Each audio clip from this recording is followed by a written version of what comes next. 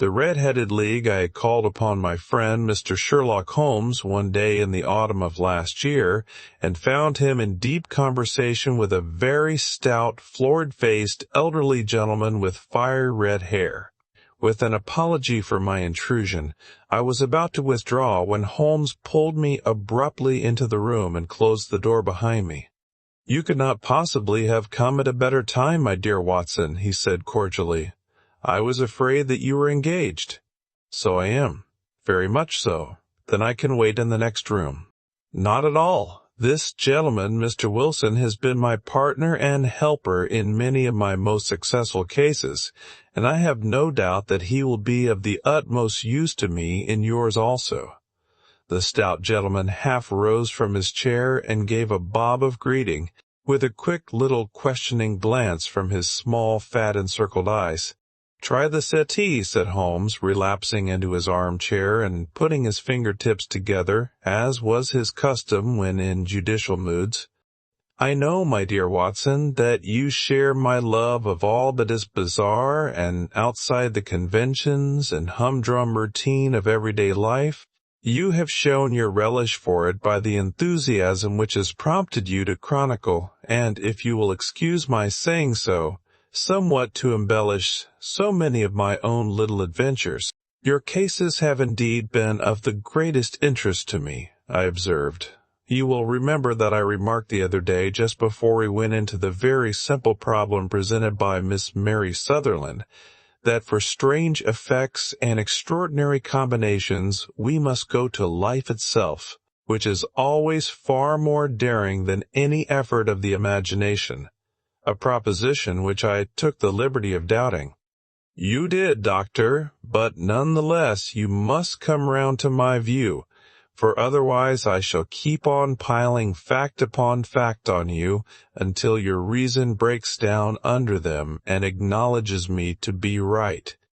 Now, Mr. Jabez Wilson here, you have heard me remark that the strangest and most unique things are very often connected, not with the larger but with the smaller crimes, and occasionally, indeed, where there is room for doubt whether any positive crime has been committed. As far as I have heard, it is impossible for me to say whether the present case is an instance of crime or not, but the course of events is certainly among the most singular that I have ever listened to. Perhaps, Mr. Wilson, you would have the great kindness to recommence your narrative. I ask you, not merely because my friend Dr. Watson has not heard the opening part, but also because the peculiar nature of the story makes me anxious to have every possible detail from your lips. As a rule, when I have heard some slight indication of the course of events, I am able to guide myself by the thousands of other similar cases which occur to my memory. In the present instance, I am forced to admit that the facts are, to the best of my belief, unique. The portly client puffed out his chest with an appearance of some little pride and pulled a dirty and wrinkled newspaper from the inside pocket of his greatcoat. As he glanced down the advertisement column with his head thrust forward and the paper flattened out upon his knee, I took a good look at the man and endeavored, after the fashion of my companion, to read the indications which might be presented by his dress or appearance. I did not gain very much, however, by my inspection. Our visitor bore every mark of being an average, commonplace British tradesman, obese, pompous, and slow. He wore rather baggy gray shepherd's check trousers, a not over-clean black frock coat unbuttoned in the front, and a drab waistcoat with a heavy brassy Albert chain, and a square pierced bit of metal dangling down as an ornament. A frayed top hat and a faded brown overcoat with a wrinkled velvet collar lay upon a chair beside him. Altogether, look as I would, there was nothing remarkable about the man save his blazing red head and the expression of extreme chagrin and discontent upon his features. Sherlock Holmes's quick eye took in my occupation, and he shook his head with a smile as he noticed my questioning glances. Beyond the obvious facts that he has at some time done manual labor, that he takes snuff, that he is a Freemason, that he has been in China, and that he has done a considerable amount of writing lately, I can deduce nothing else. Mr. Jabez Wilson started up in his chair. Your hands, my dear sir. Your right hand is quite a size larger than your left. You have worked with it, and the muscles are more developed. Well, the snuff, then, and the Freemasonry. I won't insult your intelligence by telling you how I read that, especially as, rather against the strict rules of your order, you use an arc and compass breastpin. Ah, of course, I forgot that. But the writing? What else can be indicated by that right cuff so very shiny for 5 inches, and the left one with the smooth patch near the elbow where you rested upon the desk? Well, but China? The fish that you have tattooed immediately above your right wrist could only have been done in China. I have made a small study of tattoo marks and have even contributed to the literature of the subject. That trick of staining the fish's scales of a delicate pink is quite peculiar to China. When, in addition, I see a Chinese coin hanging from your watch chain, the matter becomes even more simple. Mr. Jabez Wilson laughed heavily. Well, I never, said he. I thought at first that you had done something clever, but I see that there was nothing in it after all. I begin to think, Watson, said Holmes, that I make a mistake in explaining.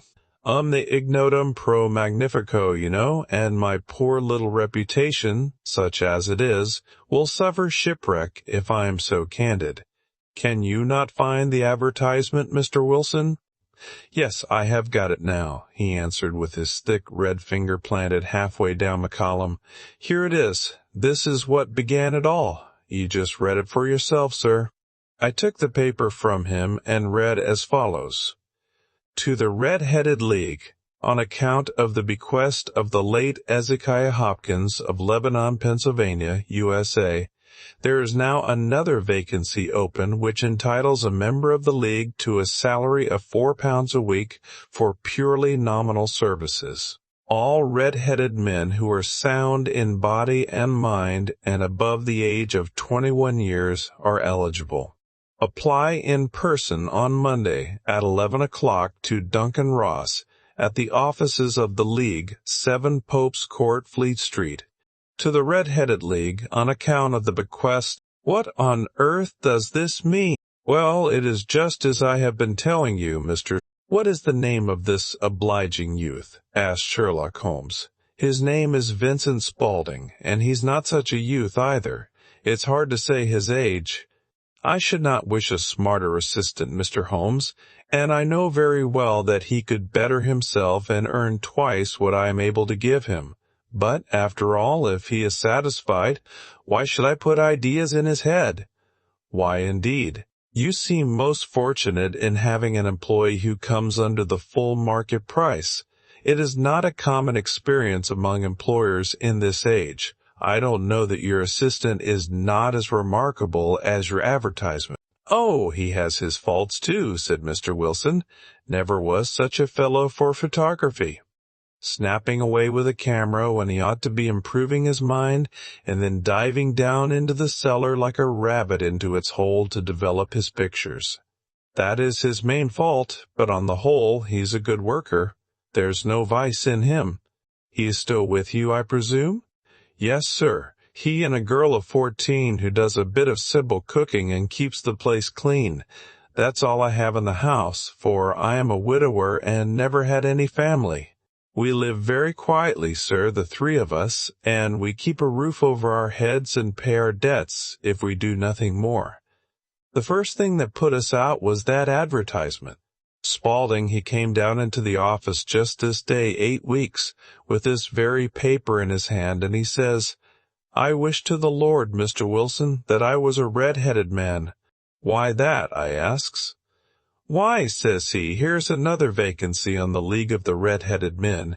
It's worth quite a little fortune to any man who gets it, and I understand that there are more vacancies than there are men, so that the trustees are at their wits' end what to do with the money. If my hair would only change color, here's a nice little crib all ready for me to step into. Why, what is it then? I asked. You see, Mr. Holmes, I am a very stay-at-home man. and as my business came to me instead of my having to go to it, I was often weeks on end without putting my foot over the doormat. In that way, I didn't know much of what was going on outside, and I was always glad of a bit of news. "Have you never heard of the League of the Redheaded Men?" he asked with his eyes open. "Never." "Why, I wonder at that, for you are eligible yourself for one of the vacancies." "And what are they worth?" I asked. "Oh, merely a couple of hundred a year, but the work is slight, and it need not interfere very much with one's other occupations." Well, you can easily think that made me prick up my ears, for the business has not been over good for some years, and an extra couple of hundred would have been very handy. "Tell me all about it," said I. "Well," said he, showing me the advertisement, "you can see for yourself that the League has a vacancy, and there is the address where you should apply for particulars. As far as I can make out, the League was founded by an American millionaire, Ezekiah Hopkins, who was very peculiar in his ways. He was himself red-headed, and he had a great sympathy for all red-headed men, so when he died, it was found that he had left his enormous fortune in the hands of trustees, with instructions to apply the interest to the providing of easy berths to men whose hair is of that color. From all I hear, it is splendid pay and very little to do." "But," said I, "there would be millions of red-headed men who would apply." "Not so many as you might think," he answered. "You see, it is really confined to Londoners and to grown men. This American had started from London when he was young, and he wanted to do the old town a good turn. Then, again, I have heard it is no use your applying if your hair is light red or dark red or anything but real bright, blazing, fiery red. Now, if you cared to apply, Mr. Wilson, you would just walk in, but perhaps it would hardly be worth your while to put yourself out of the way for the sake of a few £100. Now, it is a fact, gentlemen, as you may see for yourselves, that my hair is of a very full and rich tint, so that it seemed to me that if there was to be any competition in the matter, I stood as good a chance as any man that I had ever met. Vincent Spaulding seemed to know so much about it that I thought he might prove useful, so I just ordered him to put up the shutters for the day and to come right away with me. He was very willing to have a holiday, so we shut the business up and started off for the address that was given us in the advertisement. I never hoped to see such a sight as that again, Mr. Holmes. From north, south, east, and west, every man who had a shade of red in his hair had tramped into the city to answer the advertisement. Fleet Street was choked with red-headed folk, and Pope's Court looked like a coster's orange barrel. I should not have thought there were so many in the whole country as were brought together by that single advertisement. Every shade of color they were: straw, lemon, orange, brick, Irish setter, liver, clay. But, as Spaulding said, there were not many who had the real vivid flame-colored tint. When I saw how many were waiting, I would have given it up in despair, but Spaulding would not hear of it. How he did it I could not imagine, but he pushed and pulled and butted until he got me through the crowd and right up to the steps which led to the office. There was a double stream upon the stair, some going up in hope, and some coming back dejected, but we wedged in as well as we could and soon found ourselves in the office. "Your experience has been a most entertaining one," remarked Holmes, as his client paused and refreshed his memory with a huge pinch of snuff. "Pray continue your very interesting statement." There was nothing in the office but a couple of wooden chairs and a deal table, behind which sat a small man with a head that was even redder than mine. He said a few words to each candidate as he came up, and then he always managed to find some fault in them which would disqualify them. Getting a vacancy did not seem to be such a very easy matter after all.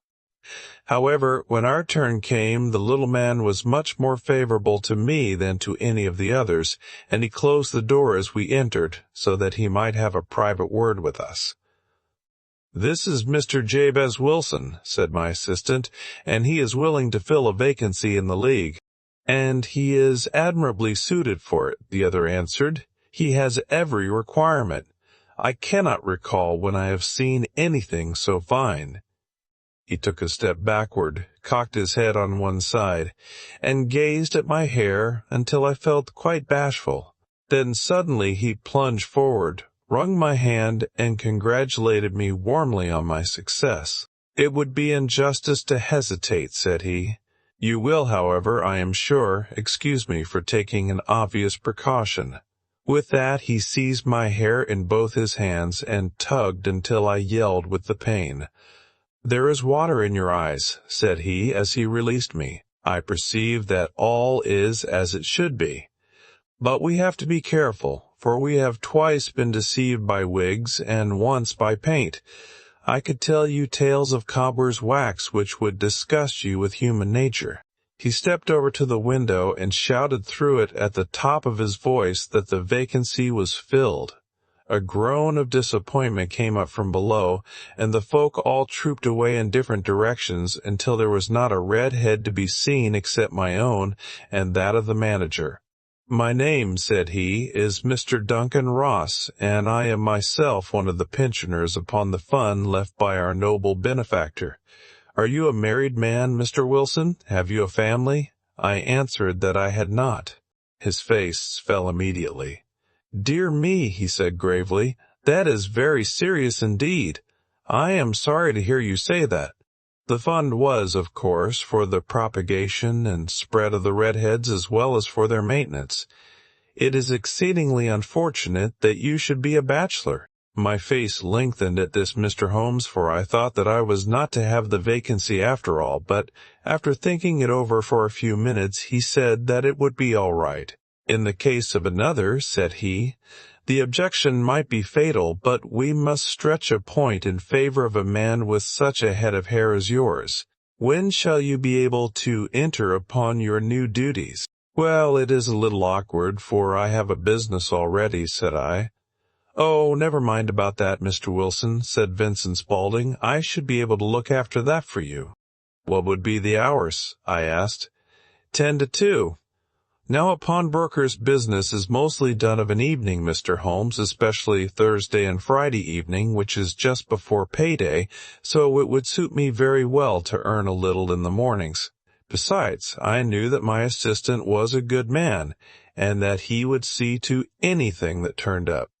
"That would suit me very well," said I. "And the pay?" "It's only 4 hours a day, and I should not think of leaving," said I. "No excuse will avail," said Mr. Duncan Ross, "neither sickness nor business nor anything else. There you must stay, or you lose your billet." "And the work?" "Is to copy out the Encyclopedia Britannica. There is the first volume of it in that press. You must find your own ink, pens, and blotting paper, but we provide this table and chair. Will you be ready tomorrow?" "Certainly," I answered.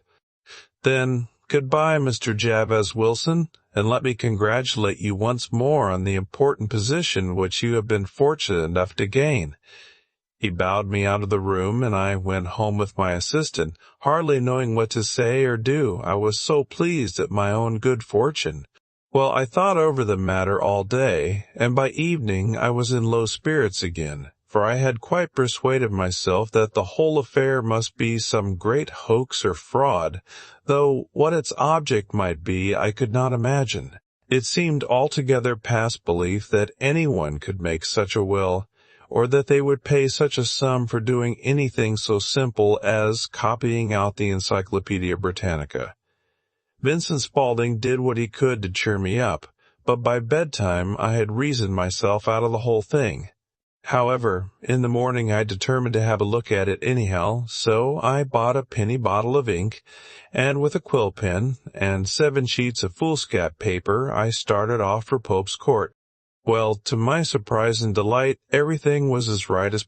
This went on day after day, Mr. Holmes, and by degrees Mr. Duncan Ross took to coming in only once of a morning, and then, after a time, he did not come in at all.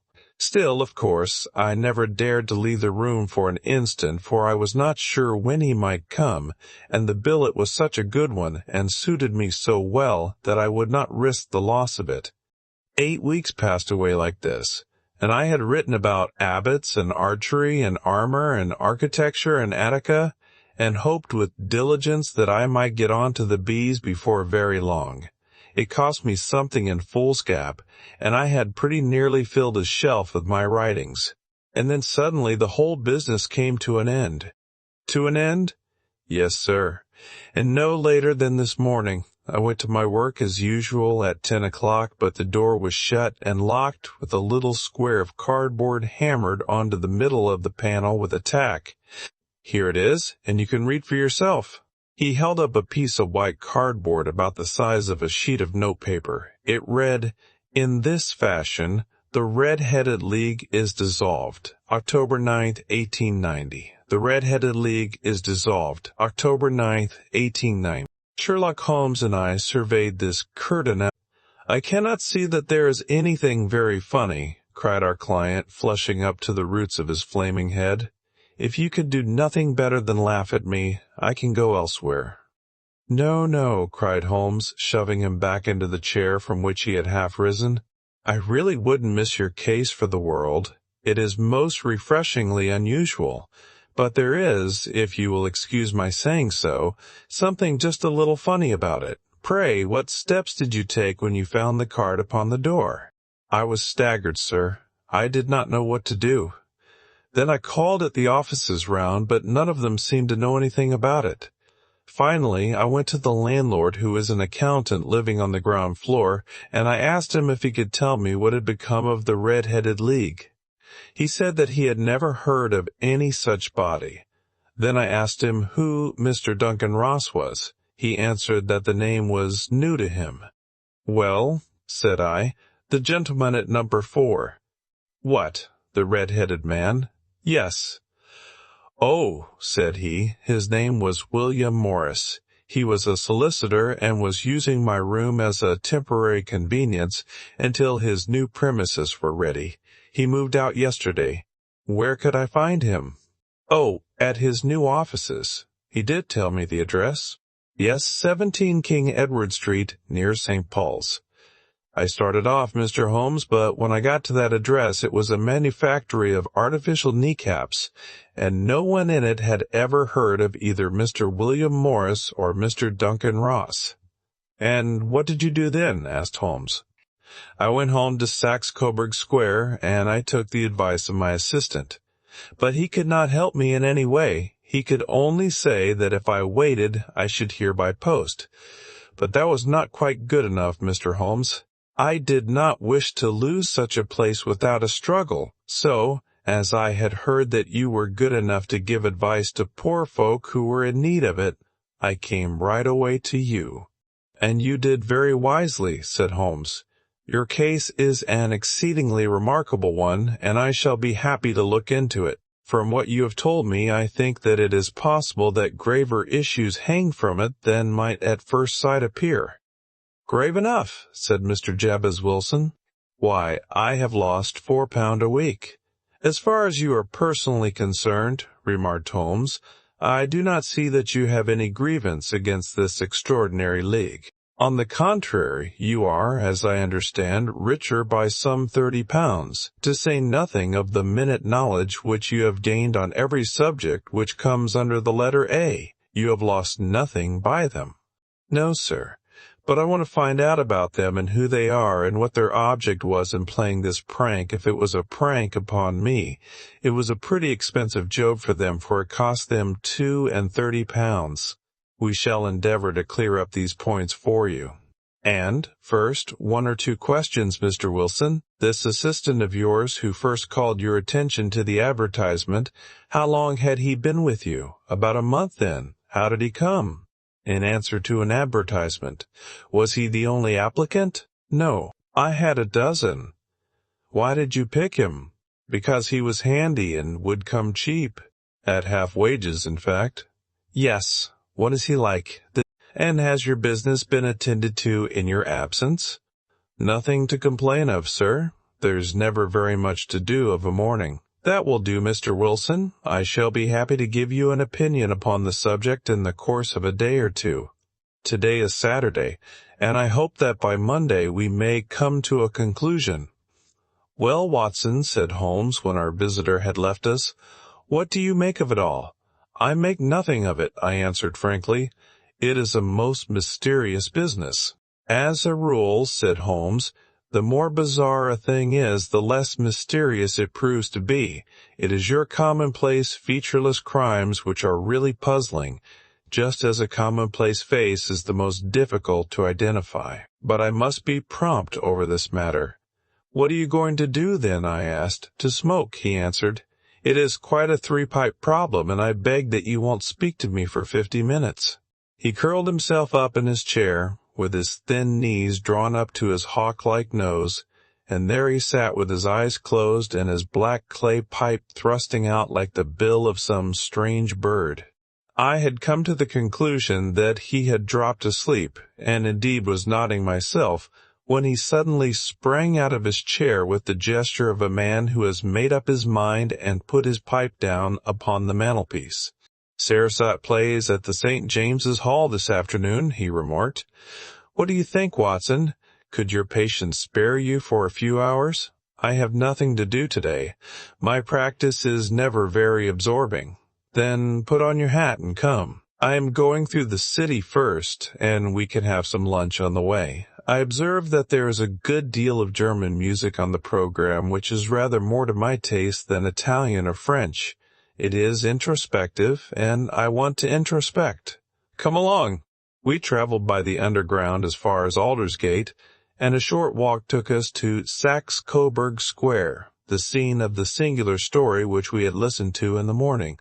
It was a poky little shabby genteel place, where 4 lines of dingy 2-storied brick houses looked out into a small railed-in enclosure where a lawn of weedy grass and a few clumps of faded laurel bushes made a hard fight against a smoke-laden and uncongenial atmosphere.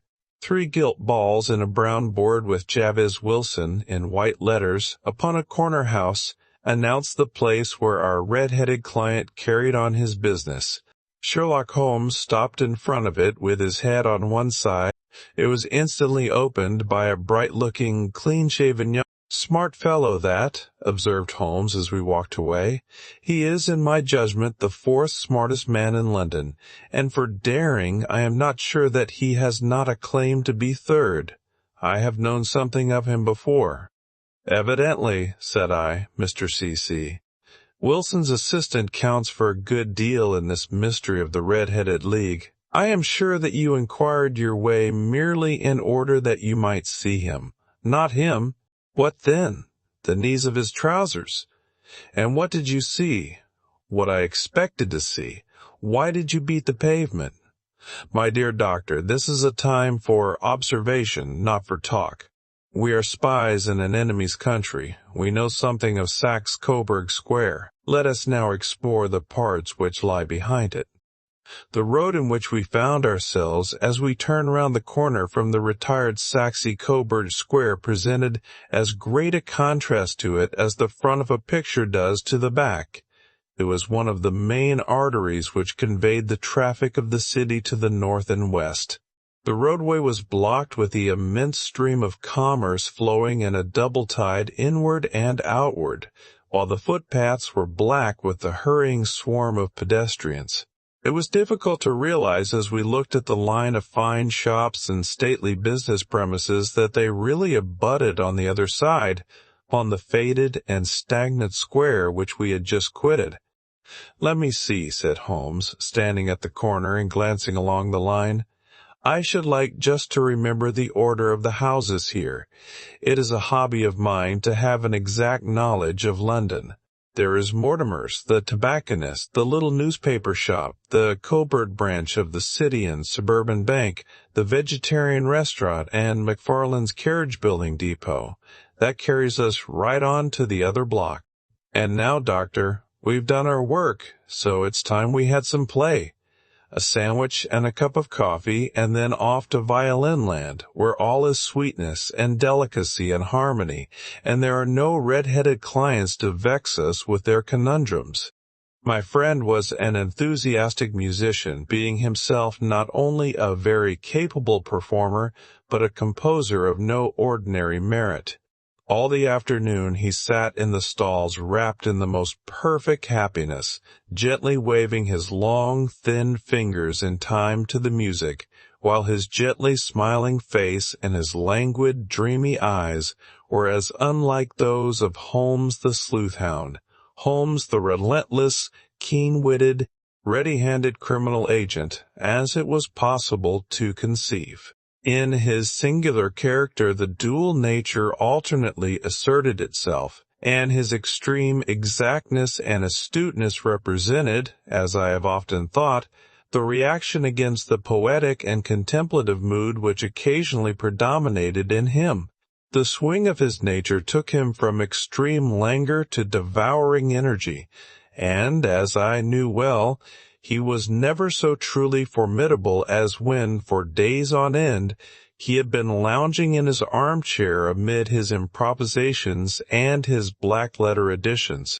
Then it was that the lust of the chase would suddenly come upon him, and that his brilliant reasoning power would rise to the level of intuition, until those who were unacquainted with his methods would look askance at him as on a man whose knowledge was not that of other mortals. When I saw him that afternoon so enwrapped in the music at St. James's Hall, I felt that an evil time might be coming upon those whom he had set himself to hunt down. "You want to go home, no doubt, Doctor," he remarked as we emerged. "Yes, it would be as well. And I have some business to do which will take some hours. This business at Coburg Square is serious." "Why serious?" "A considerable crime is in contemplation. I have every reason to believe that we shall be in time to stop it. But today, being Saturday, rather complicates matters. I shall want your help tonight." "At what time?" 10 will be early enough." "I shall be at Baker Street at 10. "Very well. And I say, Doctor, there may be some little danger, so kindly put your army revolver in your pocket." He waved his hand, turned on his heel, and disappeared in an instant among the crowd. I trust that I am not more dense than my neighbors, but I was always oppressed with a sense of my own stupidity in my dealings with Sherlock Holmes. Here I had heard what he had heard, I had seen what he had seen, and yet from his words it was evident that he saw clearly not only what had happened, but what was about to happen, while to me the whole business was still confused and grotesque.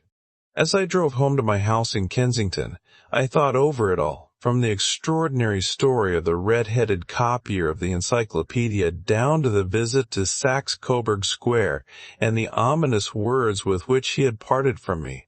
What was this nocturnal expedition, and why should I go armed? Where were we going, and what were we to do? I had the hint from Holmes that this smooth-faced pawnbroker's assistant was a formidable mana, a man who might play a deep game. I tried to puzzle it out, but gave it up in despair and set the matter aside until night should bring an explanation. It was 9:15 when I started from home and made my way across the park, and so through Oxford Street to Baker Street.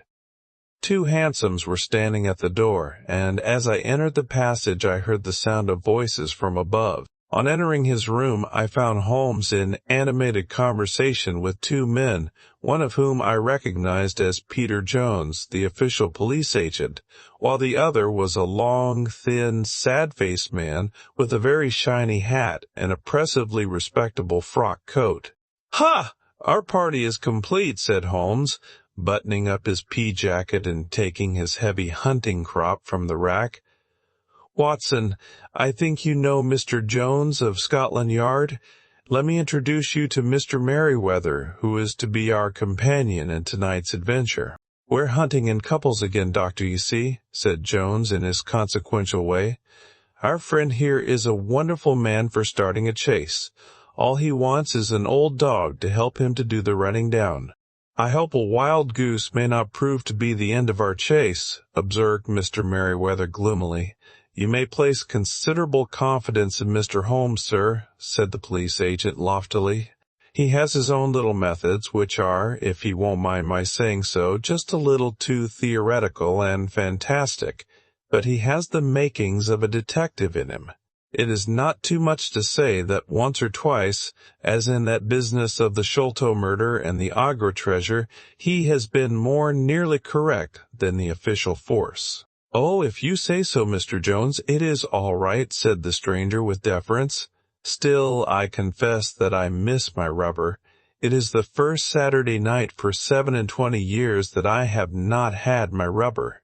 "I think you will find," said Sherlock Holmes, "that you will play for a higher stake tonight than you have ever done yet, and that the play will be more exciting. For you, Mr. Merryweather, the stake will be some £30,000, and for you, Jones, it will be the man upon whom you wish to lay your hands. John Clay, the murderer, thief, smasher, and forger.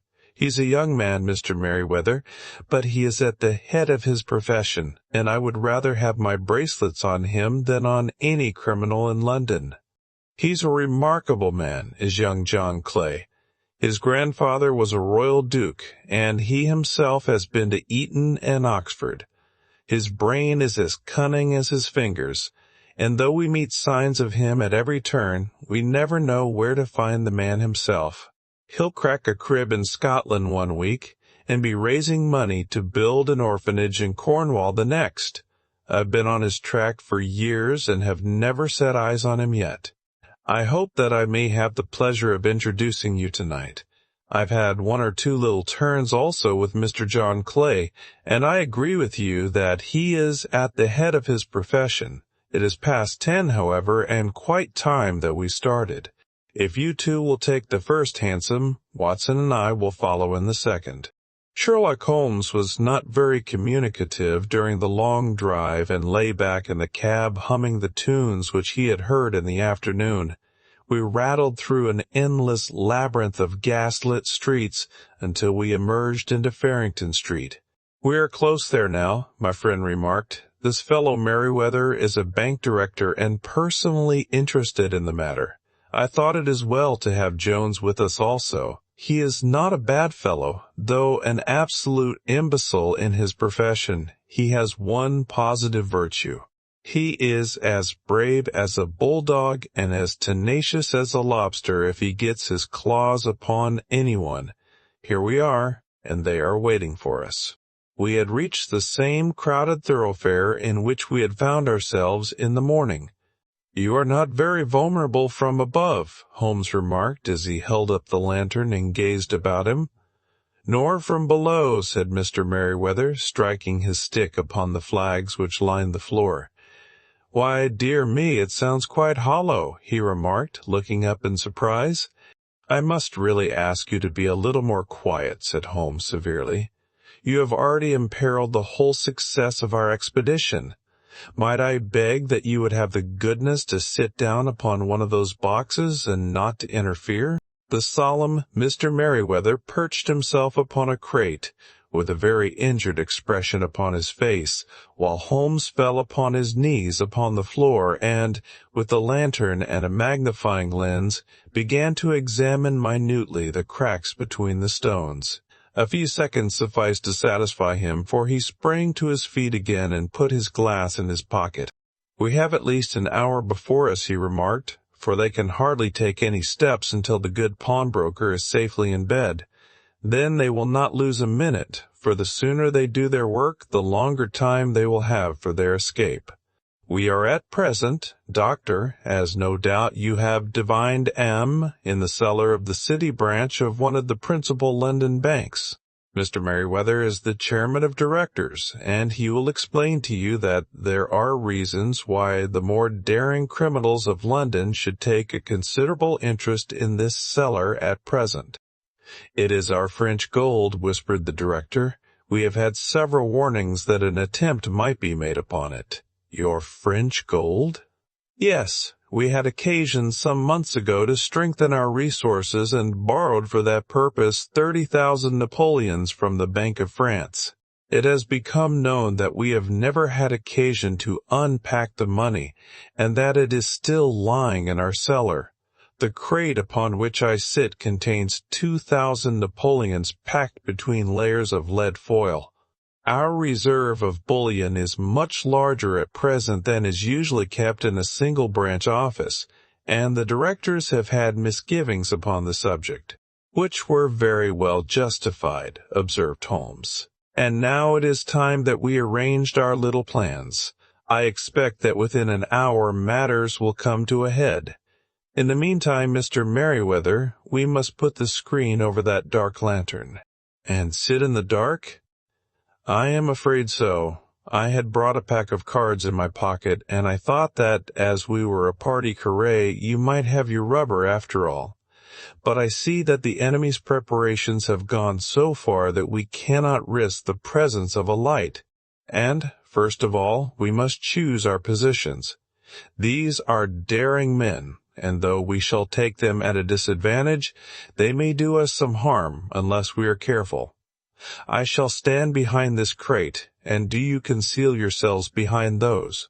Then, when I flash a light upon them, close in swiftly. If they fire, Watson, have no compunction about shooting them down.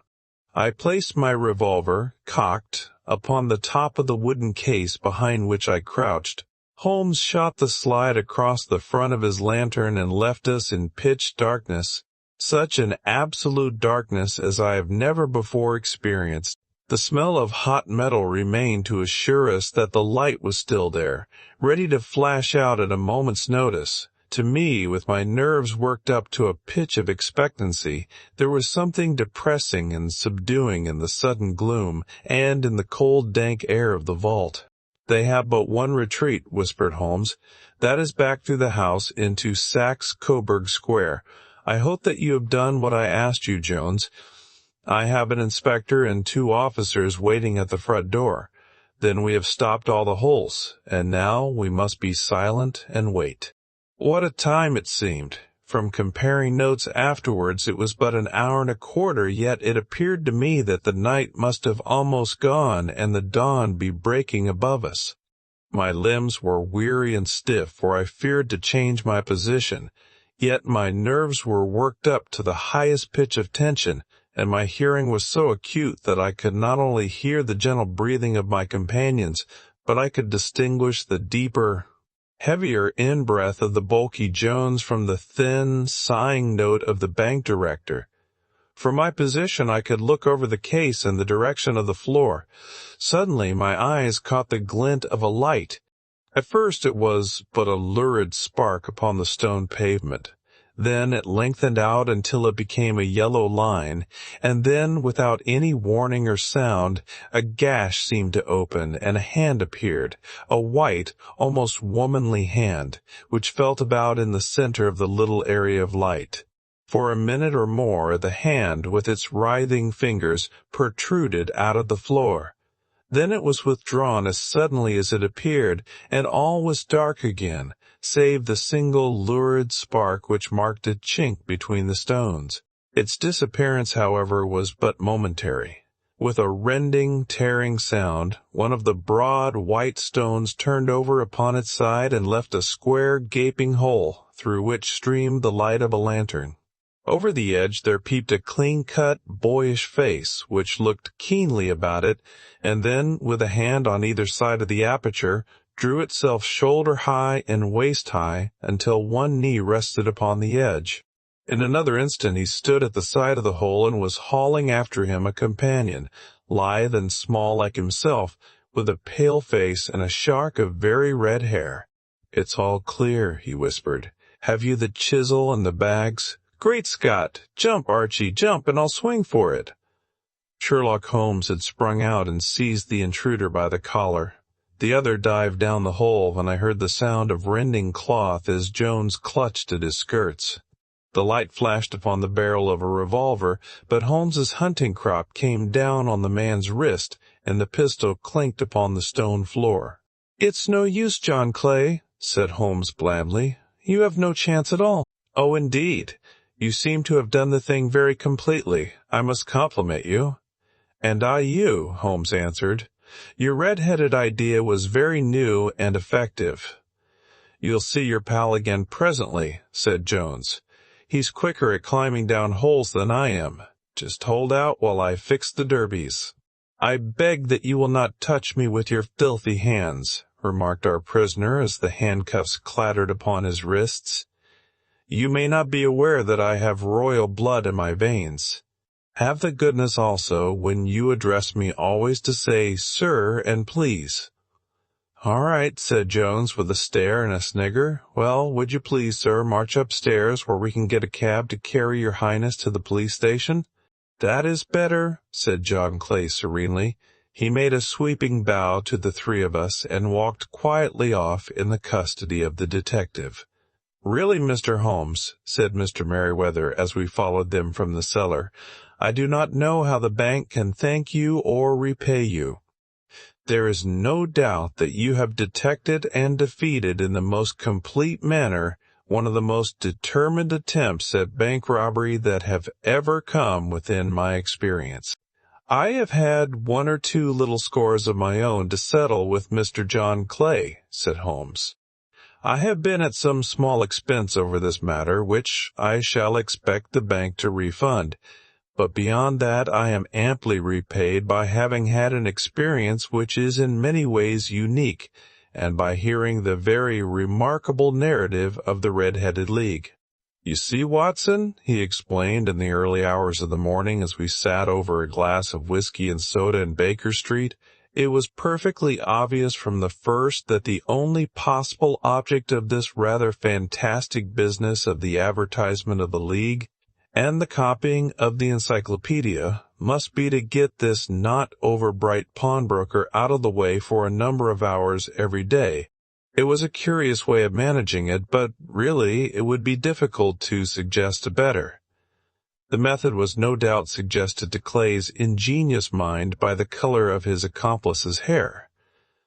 The £4 a week was a lure which must draw him, and what was it to them, who were playing for thousands? They put in the advertisement, one rogue has the temporary office, the other rogue incites the man to apply for it, and together they managed to secure his absence every morning in the week. From the time that I heard of the assistant having come for half wages, it was obvious to me that he had some strong motive for securing the situation. But how could you guess what the motive was? Had there been women in the house, I should have suspected a mere vulgar intrigue. That, however, was out of the question. The man's business was a small one, and there was nothing in his house which could account for such elaborate preparations and such an expenditure as they were at. It must then be something out of the house. What could it be? I thought of the assistant's fondness for photography and his trick of vanishing into the cellar. The cellar! There was the end of this tangled clue. Then I made inquiries as to this mysterious assistant and found that I had to deal with one of the coolest and most daring criminals in London. He was doing something in the cellar, something which took many hours a day for months on end. What could it be, once more? I could think of nothing save that he was running a tunnel to some other building. So far I had got when we went to visit the scene of action. I surprised you by beating upon the pavement with my stick. I was ascertaining whether the cellar stretched out in front or behind. It was not in front. Then I rang the bell, and, as I hoped, the assistant answered it. We have had some skirmishes, but we had never set eyes upon each other before. I hardly looked at his face. His knees were what I wished to see. You must yourself have remarked how worn, wrinkled, and stained they were. They spoke of those hours of burrowing. The only remaining point was what they were burrowing for. I walked round the corner, saw the City and Suburban Bank abutted on our friend's premises, and felt that I had solved my problem. When you drove home after the concert, I called upon Scotland Yard and upon the chairman of the bank directors, with the result that you have seen. And how could you tell that they would make their attempt tonight? I asked. Well, when they closed their league offices, that was a sign that they cared no longer about Mr. Jabez Wilson's presence, in other words, that they had completed their tunnel. But it was essential that they should use it soon, as it might be discovered, or the bullion might be removed. Saturday would suit them better than any other day, as it would give them 2 days for their escape. For all these reasons, I expected them to come tonight. You reasoned it out beautifully, I exclaimed in unfeigned admiration. It is so long a chain, and yet every link rings true. It saved me from ennui, he answered, yawning. Alas, I already feel it closing in upon me. My life is spent in one long effort to escape from the commonplaces of existence. These little problems help me to do so. And you are a benefactor of the race, said I. He shrugged his shoulders. Well, perhaps, after all, it is of some little use, he remarked. Home, c'est vain. L'œuvre, c'est tout, as Gustave Flaubert wrote to George Sand.